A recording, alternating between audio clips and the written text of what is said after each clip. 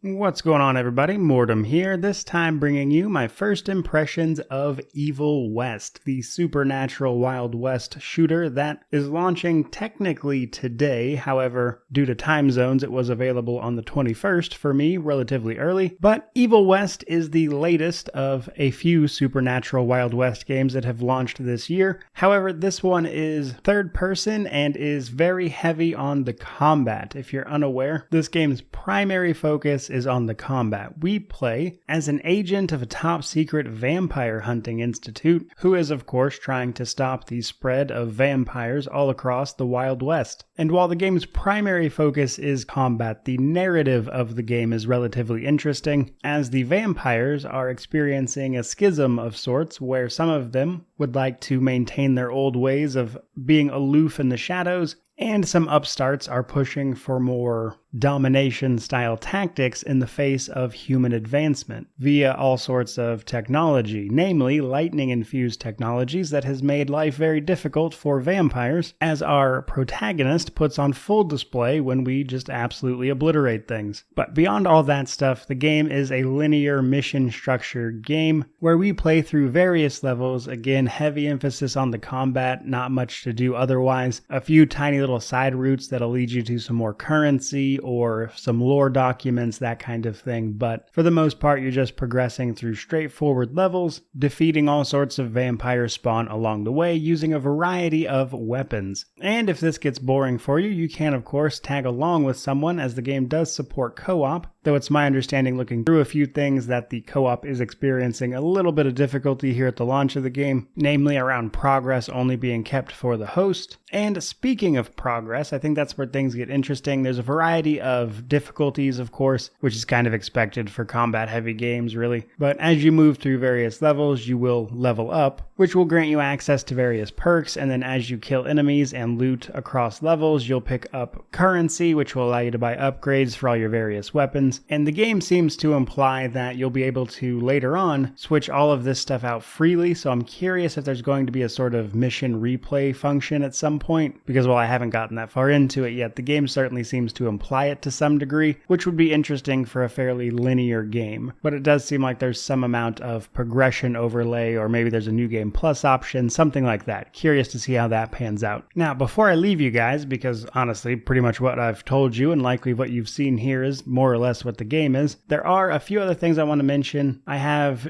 two things that I'm going to keep in mind as I move to actually review this title, and those are a few technical issues as well as the price of the game. So on the technical issues front, while the combat is very fun, I do notice that occasionally buttons just become unresponsive, and after double checking that my keyboard just wasn't dying or something, it was definitely something to do with the game. And after a little more tinkering, I noticed that anytime I would go to switch between weapons, it seemed like this would occasionally just cause follow-up attacks to just not work, which is a pretty big problem when the main focus of your game is the combat, where you kind of need those combos to actually work. So I'm curious if issues like that are going to persist across the game itself. And on a somewhat related note, games like this, I'm always curious what the enemy variety looks like, as well as the methods for fighting them. Because at least here in the relative early game, the variety's been pretty good, the boss fights have been pretty fun, and the combat has looked amazing and felt pretty fun to play so far. But as I mentioned, my other main concern for this title is the price. This is a very narrowly focused linear combat game that's asking full AAA price for the most part. I think it's slightly more expensive on consoles. On PC it was $50. And while it's not really outrageous for a game like this, especially these days, I am kind of curious if this game can justify that price tag, especially given its AA status.